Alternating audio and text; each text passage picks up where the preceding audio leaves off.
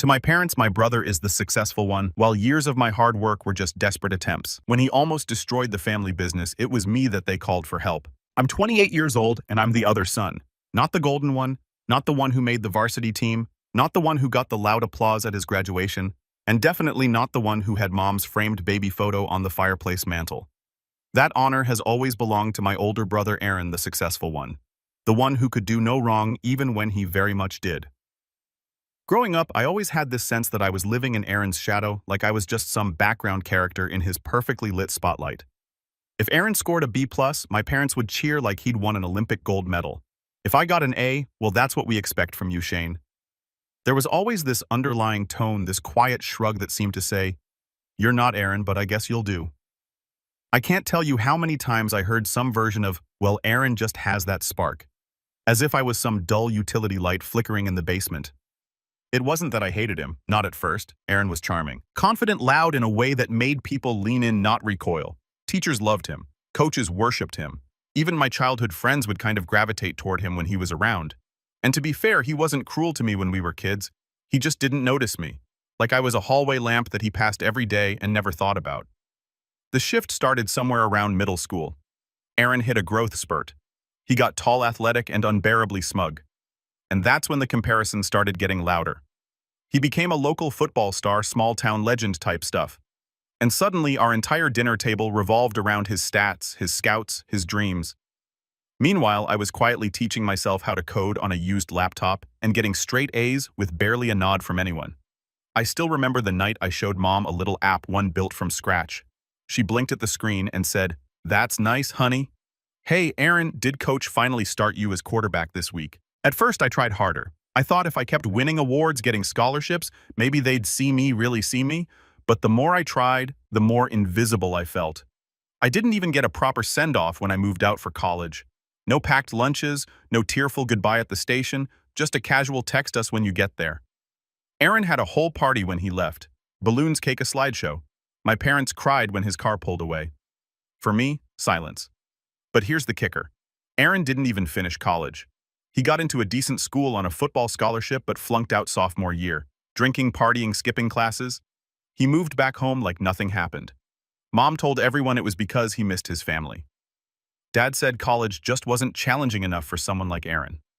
Meanwhile, I was grinding through a dual degree, working part-time, paying rent in a shoebox apartment 4 states away, and sending home Christmas cards that never got a reply. By the time I graduated and got my first real job in tech, Aaron had already landed a cozy desk gig at a buddy's car dealership.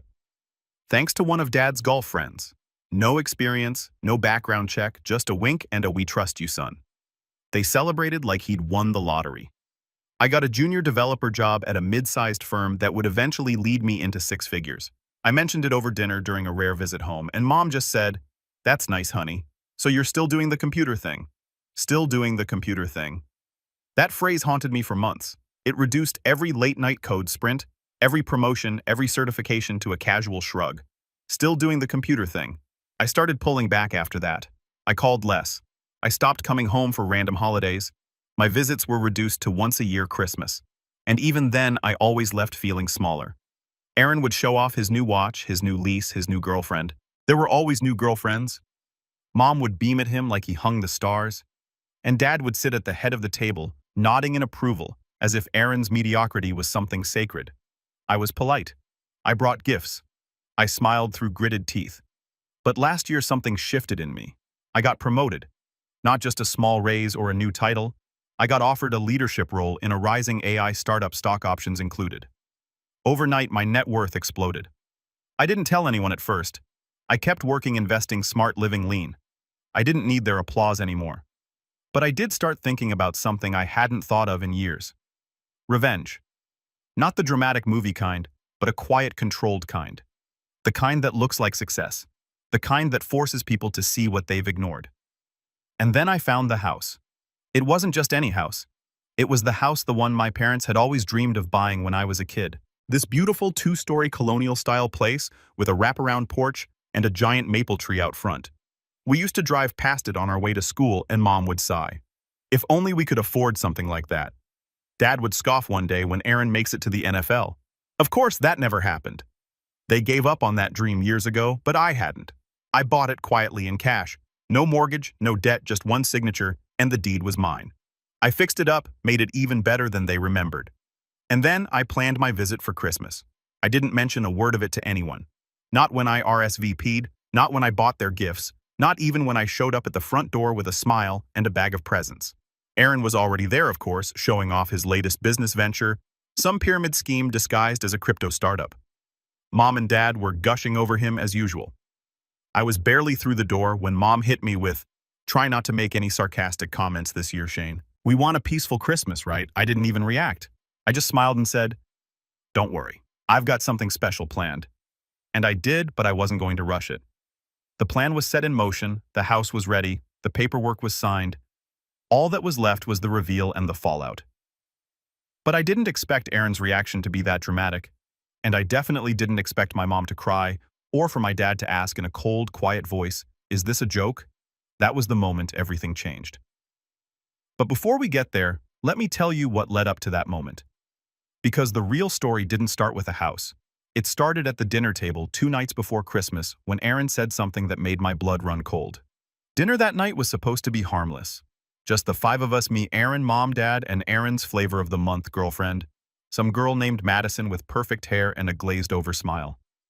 She barely looked up from her phone the whole time. But that didn't stop Mom from fawning over her like she was the second coming of royalty. "You're just so poised," Mom kept saying, handing her a third helping of mashed potatoes. "Aaron always picks the classiest girls." "Right, Shane?"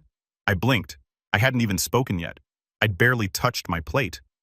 And suddenly, I was being dragged into this weird backhanded compliment tornado. "Oh yeah, sure," I said, cutting my chicken slowly. Aaron didn't even look at me. He was too busy telling some story loudly, of course, about how his startup was going to revolutionize the gig economy, whatever that meant. He used phrases like blockchain potential and market disruption, none of which made any real sense when you line them up. But Mom and Dad nodded along like he was unveiling the cure for cancer. "What about you, Shane?" Dad finally asked. "Somewhere between bites. Still working from home." I looked up from my plate. "Yeah, leading a new team. Actually, we're building AI models for early-stage medical diagnostics. Partnered with a few hospitals." Dead silence. Madison looked vaguely impressed for a second, until Aaron cleared his throat and raised his glass. "Well, I'm just glad I get to help real people. We're working on a platform that lets underpaid workers control their own income. I've got like 3 VCs circling us right now." Mom gasped, like he just said he was nominated for the Nobel Peace Prize. "That's incredible, sweetheart." "Isn't that incredible, Shane?" I looked at Aaron, then at Mom, then at my cold chicken. "Yeah," I muttered. Incredible. That word echoed in my head for the rest of the night. Incredible. Like it meant anything anymore. I helped develop a tool that could literally detect early signs of cancer in high-risk patients, and I was being compared to some fake crypto gig app and losing. After dinner, Aaron cornered me in the living room. "Hey, man," he said, half smiling. "Don't take it personally, all right? They're just old school. Tech stuff goes over their heads." I stared at him. "You think I'm upset because they don't understand AI?" He shrugged, kind of. "I mean, look, what we do is different. I'm building a brand, you're writing code. It's like apples and oranges." I wanted to say something sharp, something that would pierce through that smug bubble he lived in, but I didn't. I just nodded and walked away because I already had something better than a comeback. I had the house and the timing perfect. The next day, I slipped out early, said I was going for a walk, but really, I drove to my house. The house. I wanted one last quiet moment with it before everything changed. The place looked beautiful in the winter light, snow dusting the porch wreaths hanging from the windows. I'd had it professionally staged just to really twist the knife when the time came. Hardwood floors gleaming, a full spread of catered food waiting inside, fireplace glowing, the living room already decked out with stockings labeled Mom, Dad, and, yep, Aaron. It wasn't about revenge anymore. Not just that it was about proving once and for all that I wasn't invisible, that I had made it. And I didn't need their cheers or their cake or their slideshow to get there. But fate has a funny way of testing your patience. When I got back, things had shifted.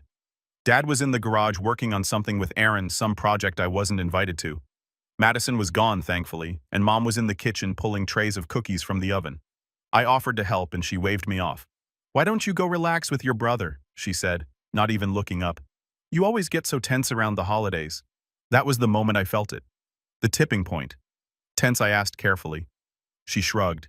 You just have this energy, Shane, like you're always waiting for someone to applaud. Just enjoy being home. Home? I bit the inside of my cheek so hard it left a mark. I'll be out back, I muttered and left before I said something I couldn't take back. That night, the tension wrapped itself around everything. Aaron was louder than usual. Dad made 3 separate toasts at dinner, all of them about taking risks and entrepreneurship, each one clearly aimed at Aaron. Mom laughed too hard at all his jokes. I spent most of the evening nursing a glass of wine and counting down the hours. And then came the final straw. After dinner, we all gathered in the living room for the traditional gift preview. We usually open one present each on Christmas Eve. Aaron handed Mom a gift bag. Inside was a designer purse, probably fake but glitzy enough to make her eyes water. "Oh, Aaron," she gasped. "You shouldn't have." He smirked. "Well, I did." Dad gave him a high five, not a handshake, a high five. Then they turned to me. I handed over a small box. Inside was a keychain with a tiny house charm on it, engraved with their initials. Just a hint. A breadcrumb. Mom looked confused. "Is this for my keys?" "Something like that," I said, smiling. Aaron snorted. "Cute. Did you get that from a vending machine?" Dad frowned. "You know, Shane, you don't have to be ironic all the time. A real gift would be nice." That did it. I stood up quietly and said, "All right, you want a real gift?" Everyone turned toward me. "Follow me." They looked confused but curious. I grabbed my coat and they followed. Aaron kept making snide comments about how this better not be a prank. Madison had apparently returned. She threw on her jacket too, tagging along like she was on a reality show. 15 minutes later, we pulled up to the house, their dream house. At first, no one said anything. The snow was falling gently, and the porch light cast a soft halo over the driveway. Then Mom gasped. Dad stepped out of the car squinting. "Is this Aaron?" Got out, arms crossed. "Why are we here?" I pulled the key from my coat pocket. "Merry Christmas," I said, walking up to the door. I unlocked it, opened it. Warm lights spilled into the snow. Inside, everything was perfect. Music playing softly, candles lit, stockings hanging, food steaming. It looked like a Norman Rockwell painting. Mom walked in slowly, her hands trembling. She touched the banister, the polished wood, the fireplace. Dad was silent. Aaron stood by the door, still frowning. "Whose house is this?" I turned to him. "Mine," I said, his face contorted. "Wait. What?" I looked at Mom and Dad. "This is the house you always dreamed about.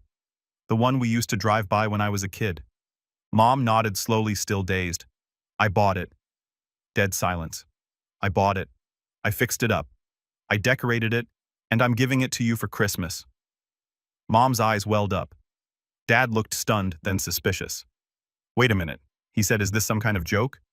I shook my head. "No joke. The deed is in my name. The gift paperwork is in my car. It's real." That's when Aaron lost it. "Are you serious? You're giving them a house," he spat. "What kind of stunt is this?" "It's not a stunt," I said. "It's a gift." He laughed, bitter and sharp. "No, it's a power move. You just couldn't stand not being the center of attention for once. So you bought your way into the spotlight. I wanted to give them something they always wanted." Aaron's face twisted. "No, you wanted to open up me. You wanted to make me look like a joke." I didn't say anything because in that moment I realized he wasn't entirely wrong. But the story doesn't end there, because right then, right as the room began to split between gratitude and jealousy, Aaron said something that made everything stop, and I mean everything. He turned to my parents, red-faced, and shouted, "He's just trying to buy your love because he knows he's never going to have what I have." I raised an eyebrow. "And what's that exactly?" Aaron looked me dead in the eye. "The family business." I blinked. "What business?" Dad flinched. Mom looked away, and Aaron, "Oh," Aaron just smiled. "Guess no one told you, huh?" And that's when the truth started to unravel. Everything after that night felt like falling through ice. You know the moment you think you're on solid ground and then suddenly you're submerged, cold, disoriented, and gasping for something, anything to hold on to. That's how I felt the second Aaron said those 5 words. The family business is mine. I remember standing there in that glowing living room, the house I bought, the house I gifted, while my parents just froze like they knew this moment was coming and didn't want to look at it too closely. Mom wouldn't meet my eyes. Dad suddenly found a deep interest in the fireplace mantle. And Aaron, he was grinning. The same smug, victorious smirk he wore when he beat me at anything which, according to my parents, was everything. I asked it plainly, calmly, almost too calmly. "What business?" Aaron chuckled. "Oh, come on. Don't act like you didn't know. You really think Dad's been working at that rundown dealership for fun all these years?" Dad finally spoke, but his voice was low. "We didn't tell you because, well, you had your own thing going." My stomach dropped. "You mean the dealership is yours?" "Technically." Aaron jumped in. "It's been in our name for a while. Dad and I co-own it now. I've been learning the ropes for years." My mind went blank. Years learning the ropes. I had never been invited to a single conversation, not even hinted at. And now I'm being told that while I was out building something on my own, pulling all-nighters fighting for promotions, building a career, they were secretly passing down the family legacy like it was some treasured heirloom. I asked again this time, barely above a whisper. "You never thought to include me." Mom finally looked up. "Shane, honey, you were always so independent. We didn't think you'd want that kind of life." That kind of life. The kind of life they'd given to Aaron, the golden child, the prodigal son who never left. I nodded once, then again, and then I walked out the door. No dramatic goodbye, no yelling, just silence. Because in that moment, something inside me broke. A quiet crack that had been forming since childhood finally split wide open. I didn't cry. I didn't even feel angry. Not yet, just numb. I drove back to my apartment in the city that night, Christmas morning alone. The snow was still falling when I got home, but the warmth I'd once associated with that day was gone, like someone had flipped a switch inside me and drained all the color from the holiday. I didn't hear from them for 2 days. Then Mom texted, "Can we talk?" I didn't reply. Dad emailed me, "Don't let this ruin things. You've built your own path. Be proud of that." And then Aaron, of course, posted on Facebook a photo of him and my parents standing in the house I gave them, my house. With the caption, "Nothing like a family Christmas in our new home." No mention of me, no tag, no thank you. That's when the grief hit. Not for the house, not even for the business, but for the lie I'd been sold my whole life. That if I worked hard enough, stayed quiet, and played nice, I'd earn their respect, their love, their attention. But respect isn't given to the quiet kid, it's given to the one who demands it. And for 28 years, I had never demanded anything. I took a few weeks off work, said I needed time to handle some personal stuff. My boss understood. He'd seen the signs, the late nights, the lack of sleep, the slow crumbling of someone who'd been keeping it all together with duct tape and hope. The first few days were a blur. I turned off my phone, ate junk, watched TV until my eyes burned.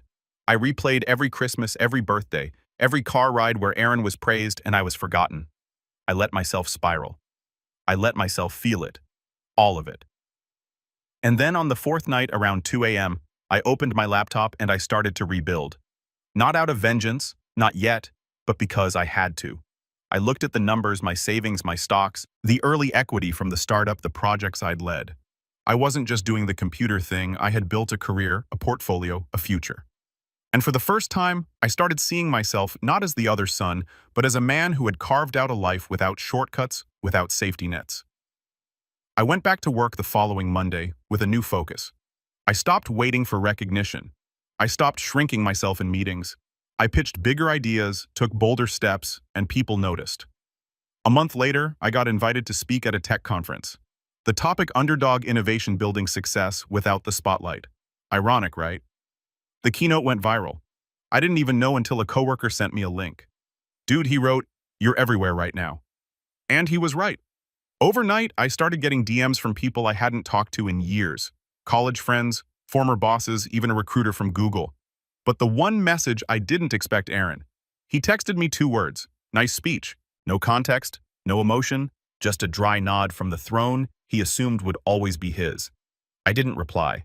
I didn't need to, because something had shifted. For the first time in my life, I didn't need their approval. I had found something far more valuable: self-worth. But the story doesn't end there, because while I was rising, Aaron was falling, and I didn't have to lift a single finger. It started with whispers. A mutual friend from high school reached out. Said he'd seen Aaron pitching some investment opportunity at the local bar, half drunk, pushing a brochure that looked like it had been designed by a teenager in Microsoft Paint. Then came the rumors about the dealership, clients complaining about shady deals, staff quitting suddenly bad, Yelp reviews stacking up like snow on a windshield.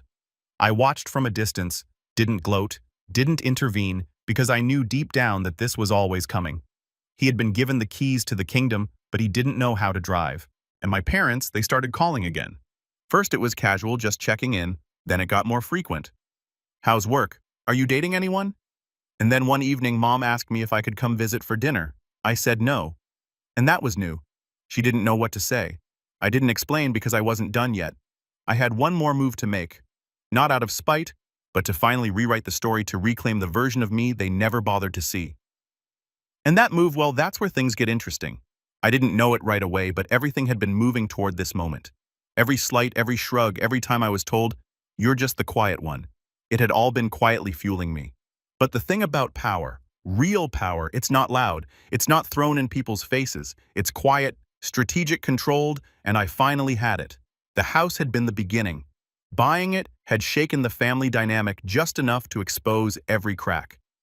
Aaron's ego, my parents' favoritism, the secrets they thought they'd buried under decades of carefully controlled narratives, all of it had started to unravel. But I wasn't going to settle for one surprise gift and a few uncomfortable truths. I wanted closure, not just for me, but for the version of myself that spent 28 years trying to win a game where the rules were never in his favor. So I started to plan. I didn't rush. I didn't lash out. I waited. I observed. I let Aaron think he'd won the last round. Let him keep smiling smugly in the Facebook photo where he stood in my house like he'd built it himself.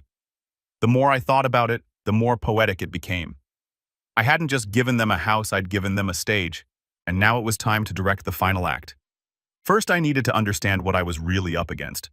The family business, as Aaron so proudly declared, it wasn't just some dusty car lot anymore. Turns out Dad had been investing heavily in the surrounding properties for years. A handful of parcels along the highway, a few auto service franchises under Shell LLCs, enough that the dealership wasn't just a dealership. It was part of a small but growing web of assets. And I'd never known. I spent weeks digging quietly, discreetly. I hired a friend of a friend, a forensic accountant I met at the AI conference, to look into public filings, property records, and anything else with a digital trail. I told him it was for a personal inheritance question, and he didn't pry. The guy was good, really good. In 2 weeks, he sent me a PDF that almost made me laugh. The business was bigger than I thought, but it was also messier. Aaron had been made co-owner. Yes, but only recently, and only on the condition that he learned the business. There was a clause buried in the operating agreement. If Aaron failed to bring in a profit for 2 consecutive quarters, his stake would revert back to Dad. There it was, the weak point. And guess what? The business wasn't doing well. Those bad Yelp reviews, the employee walkouts, they weren't just rumors. They were the canary in the coal mine, and Aaron was too busy pretending to be Elon Musk on Facebook to see the financial cliff he was barreling toward. I took a breath. The opportunity was there, but I needed one more thing before I made my move. I needed leverage. Enter Lexi. Lexi and I had dated in college. Smart, sharp, and endlessly patient, especially with someone like me who used to flinch at his own reflection. We'd lost touch after graduation, but when I saw her name pop up as a featured speaker in a business tech webinar, I decided to reach out. We grabbed lunch a week later, just catching up, nothing heavy. At least that was the plan. By the end of the meal, I had everything I needed. Lexi worked for a private equity group that specialized in distressed family-owned businesses, car dealerships included. She wasn't the shark I remembered her to be. She was bigger now, colder, sharper. She had that same ruthless efficiency I saw in the mirror during late nights coding algorithms that predicted hospital resource flows. I told her about my family vaguely, of course. I called them friends at first, but she saw right through me. "You don't want to sell their business," she said, stirring her coffee slowly. "You want to own it." I didn't deny it. She smiled. "Let me guess. Big brother messed up. Daddy's little empire is about to go under, and now you want to step in." "It's not about revenge," I said quietly. "It's about finally getting a seat at the table. Or maybe just flipping the table over entirely." She leaned back, eyes glinting. "Well then, let's set the table ourselves." Over the next 3 weeks, Lexi and I laid the groundwork. I offered to invest anonymously through one of their Shell LLCs. It would look like an outside party was interested in helping them recover, offering an angel round to restructure the books, bring in consultants, and help expand into hybrid vehicles and electric sales, which the dealership had ignored entirely. It was a brilliant angle. Aaron, of course, bid immediately. He pitched it to my dad like it was his idea. I heard about it through a cousin who heard about it from Aaron at a family barbecue I hadn't been invited to. Classic. But I wasn't upset. I smiled because he had no idea the investor was me. No idea that the consultant I recommended, the one who'd be reviewing all operations, HR decisions, and finances, was someone Lexi handpicked to audit everything Aaron had touched. I didn't even have to lift a finger. He was walking into the trap himself. But I didn't stop there. I wanted one more layer of insurance. So I went to visit the dealership, unannounced. The place looked worse than I remembered. Faded banners, cracked asphalt, a peeling now hiring sign in the window. I walked in and was immediately hit with that mix of cheap cologne and stale coffee. A receptionist barely looked up. "I'm here to see Aaron," I said. She squinted at me, then buzzed the back office. He came out a few minutes later, clearly surprised. "Shane." "Hey," he blinked. "What are you doing here?" I gave him a small shrug. "Just checking in. Heard things were getting serious." His chest puffed slightly. "Yeah, well, we've got some big moves coming. Investors are circling. Dad says I might be ready to take over completely soon." I nodded. "That's great. Seriously, just wanted to see it for myself." He gave me a tour, a half-hearted one. Tried to dazzle me with business speak. He barely understood. I listened. I smiled. I asked good questions. And then right before I left, I planted the seed. "You know, I said I've been thinking about leaving the tech world." He froze. "What?" "Yeah, I mean, I've made good money. But there's something appealing about real businesses, legacy community roots." Aaron looked uncomfortable. "Why are you telling me this?" I shrugged. "I don't know. Just wanted you to hear it from me in case. I don't know. I start making moves around town." His jaw clenched. I could almost hear the gears grinding in his head. I left before he could respond because I wanted that paranoia to stew, and it worked. 2 days later, my mom called. "Aaron's worried. He says you've been sniffing around the dealership." I stayed quiet. "He thinks you're trying to compete." "I'm just exploring options, Mom." She sighed. "Can't you just let him have this?" There it was. The sentence, the theme of my life. Let Aaron have this. Let him be the star. Let him take credit. Let him shine. I didn't answer her because this time I wasn't letting anyone take anything. And the best part, I didn't have to take it by force. He was going to hand it over himself. Just a little more pressure. Just one more step, and the whole thing would collapse. But what I didn't expect, what none of us expected, was for my father to finally show his hand. And once he did, everything changed. Revenge, when it's done right, doesn't need applause. It doesn't need fireworks or public humiliation. It doesn't need screaming matches or courtroom drama. Sometimes the most satisfying revenge is the one delivered quietly behind closed doors with a pin and a signature. The kind that rearranges a person's entire reality while you sip your coffee on a Monday morning, watching it all unfold from a safe, calm distance. That's exactly what I did. And it all started with my dad's voice on the other end of the phone, calm and clipped. "We need to talk." I hadn't spoken to him directly since the night of the house reveal. That moment in the living room when I handed him the keys and he asked if it was a joke. It was the last conversation where I'd still been hoping somewhere deep down that maybe he'd finally see me. This time, I knew better. We met at a quiet steakhouse 2 towns over, one of those spots where the waiters wore vests and called you sir. He was already seated at a corner table when I arrived, sipping scotch like a man who thought control came with age. He got straight to the point. "Aaron's made a mess." I didn't pretend to be surprised. He's always had vision. My dad went on, but no discipline. And now with the investors sniffing around the books under review and half the staff threatening to walk, he trailed off. I waited. Finally, he leaned forward. "Is it true you're behind the investment group?" I met his eyes. Yes. He didn't react, just nodded slowly like a man who'd suspected it, but hadn't been ready to face it. "And why didn't you come to me directly?" I laughed softly. "Would you have listened?" He didn't answer. Because he knew the truth. I continued. "I built myself from the ground up. You never offered me anything, no advice, no help. You handed Aaron a business and watched him drive it into a ditch. You told me to be proud of my own path. But the moment I built something better than he ever could, you called it a stunt." Silence stretched between us. "I'm not trying to destroy you. I said I'm offering a way out. You want the business to survive? Let me take over." He looked genuinely torn. "He's your brother, and I'm your son." His jaw tightened. I let the words hang in the air. Eventually, he exhaled. "I'll think about it." That was all I needed because while he was thinking, I was acting. Lexi and her team had completed their audit. The numbers weren't just bad, they were catastrophic. Inflated sales reports, unpaid invoices, tax filings 2 quarters late, and cherry on top. Aaron had siphoned off nearly $40,000 for marketing expenses that included dinners, watches, and a failed influencer campaign with some minor reality TV star. We confronted him in the dealership conference room. It was just me, Aaron, Lexi, and a lawyer from the investment group who of course was also mine. Aaron walked in cocky. He wore a blazer and designer sneakers, acting like he was stepping into a business negotiation. He didn't know Lexi, didn't recognize the lawyer. He thought I was just there to mediate.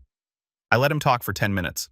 Let him pitch growth strategies and vague ideas about NFTs and virtual showrooms. He kept referring to my investors, trying to dazzle them with charisma. Then I slid the audit folder across the table. He glanced at it, then frowned. "What's this, your performance review?" I said evenly. Our offer was conditional on a thorough audit of the dealership. His smile faltered. Lexi spoke up. "Your mismanagement has put the business in breach of state compliance laws and federal tax regulations. The current liabilities exceed operational cash flow. Under the co-ownership clause, your father has the right to revoke your stake immediately." Aaron went pale. "Wait, what? This is my company." "No. I said it never was. You just thought it was." He started to stammer. "This is bulls. You set me up." I leaned forward. I leaned, calm and composed. "No, Aaron, you set yourself up. I just let the consequences find you." Lexi passed him the legal paperwork, the new ownership transfer. Aaron's signature was the last thing needed to formalize the transition, but he refused. He shoved the folder back. "I'm not signing this. You think you can just waltz in here and steal everything? After all I've done for this family, I didn't blink. You mean like throwing me under the bus every Christmas, or taking credit for my house, or hiding the business from me for years while pretending I didn't matter?" He stood up furious. "This isn't over." I stood too. "Oh, it is." And then I walked out. He followed me into the parking lot, still yelling, swearing, flailing. I didn't turn around. I didn't have to because I'd already won. The next morning, Dad called again. He signed. That was all he said. I didn't ask how the conversation went. I didn't ask what broke him. Maybe it was the weight of the debt. Maybe it was the realization that he couldn't talk his way out this time. Maybe it was the look on my face. Controlled, resolved, unshakable, but it was done. I took over the dealership that week. Lex's firm handled the restructuring. We rehired the staff Aaron had driven out, implemented a real accounting system, and brought in EV inventory from a regional supplier I'd partnered with through the AI firm. Within 3 months, profits turned positive. 6 months in, we were negotiating an expansion. My parents' the house got quiet. At first it was strained. Awkward phone calls, stilted conversations. Mom called more often usually to ask how the business was doing. I kept it polite, civil, but I didn't go out of my way to rebuild something they never truly valued. Then one day she asked me if I'd come home for Thanksgiving. "I don't know," I said honestly. "Is Aaron going to be there?" Long silence. Then no. I went not because I wanted closure, but because I didn't need it anymore. I walked into my house that November and saw the photos on the wall, new ones. Me at the conference, me shaking hands with a city councilman, me standing in front of the dealership ribbon cutting. Aaron's pictures gone. They didn't say anything about it. They didn't have to. At dinner, Dad raised his glass to Shane for showing us what leadership really looks like. I nodded. No smile. Just quiet understanding. After dessert, Mom pulled me aside. Her voice was soft. "I'm sorry for how we treated you growing up. We didn't see it." I know I said, but I did. That was the last time we spoke about the past. We didn't need to because I wasn't that quiet kid anymore. I was the man who bought their dream house, saved their business, and rose without their help. Aaron, he moved to another state, tried to start a YouTube channel about entrepreneurship. Last I checked, it had 72 subscribers and a video titled, "How to Bounce Back from Betrayal." I didn't click it. I didn't need to because revenge isn't about destroying someone. It's about rebuilding yourself so completely, so undeniably, that the people who doubted you can't help but watch from the sidelines. And as I stood in my dealership one quiet morning, papers signed, lights on, employees laughing in the background, I finally understood something. I hadn't just taken back what was mine. I'd built something better from scratch, without shortcuts, without applause.